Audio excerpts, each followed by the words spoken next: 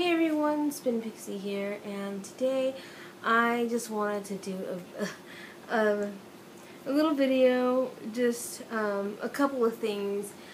Maybe I'll make a separate video for some of the announcements I have, but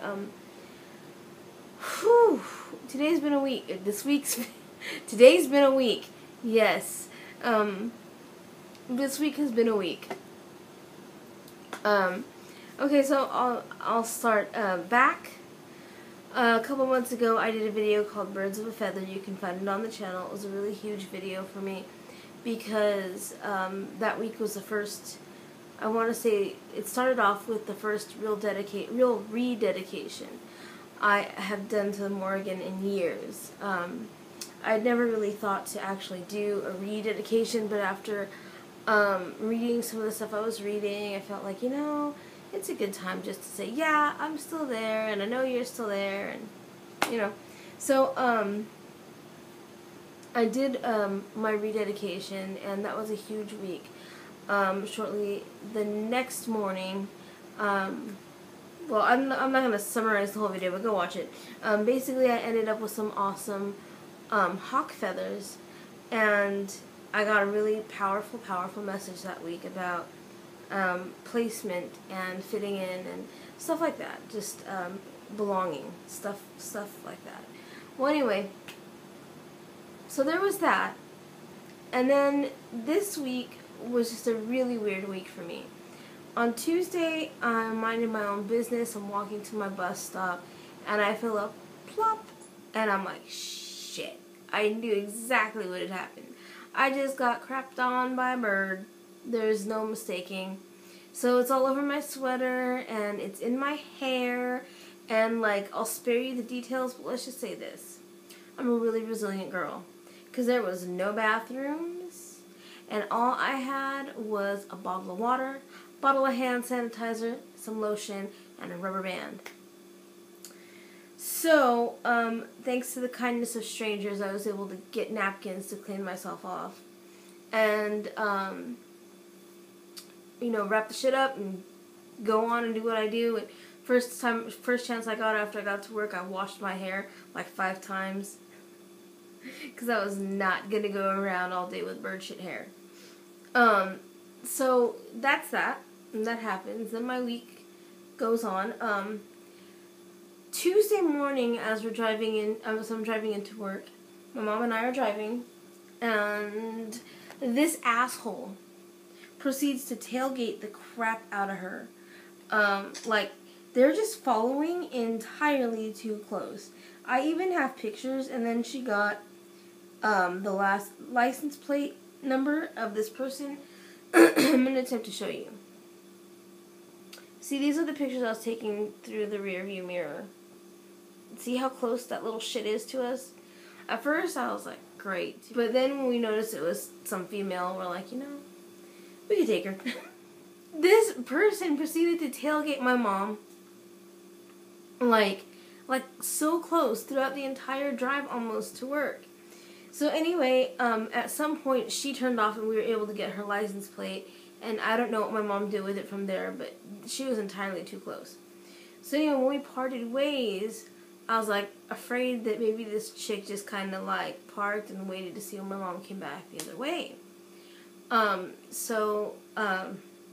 As I often do when someone leaves me at a really shaky state, like when my grandma used to leave me at night and go home or whatever, I would just do my thing that I do and send protection. Well, this morning when we're driving to work, we're sitting in the car talking, and as we're sitting in the car talking, this huge, beautiful crow just flies right over the car, and it comes toward the car so that we can see its face. It's come, and then it swooped up and it went over the roof of the car. And I was like, wow, well, that was pretty awesome. So anyway, so I do what I do, and then I go home, and then when I get home, my landlady, she knows that I'm a witch, and then she's herself a bit of an empath, a bit of an intuitive. So she I get to her house to pick up my dog, and she tells me, there's a surprise waiting for you in the front yard. And I'm thinking, great, I have dog poop to pick up. And she shows me, she walks me to the window, and she says, there was a huge storm while I was away over here, and after the storm let up, there were these scattered all over her front yard. And she didn't see a bird. She didn't see anything. She just saw feathers. So we're trying to figure out what kind of bird these are from. We have white owls here. We also have other different types of birds, and I'm not sure what kind of bird these are from. But I picked up all the ones that I saw, and I saw a weird stick formation in the ground, just randomly, where a lot of the feathers were scattered. So I took a picture of it, and I'm gonna see if I see anything in it. But I just thought it was a really weird thing to have happened right after a storm, especially not seeing a bird, because she said what had started it, what she thought it was originally, is a littler bird kind of smacked into the window, but it just kind of got knocked for a loop, and then went and recovered himself and flew off. And these, she said that the bird that smacked his head was a gray bird. It was a dark bird. It wasn't a white bird. And I just, this is really, in some ways, symbolic for me. On a personal note, on a really personal note, these are pretty symbolic to me. But I'd like to know what kind of bird they're from, and figure out what the magical properties of the bird are. Just like Blue was able to help me with the hawk, I'm hoping she can help me with these birds too, feathers too, because it's crazy. Like, I don't know what to think anymore. I'm just birds. Me and birds, we have a thing.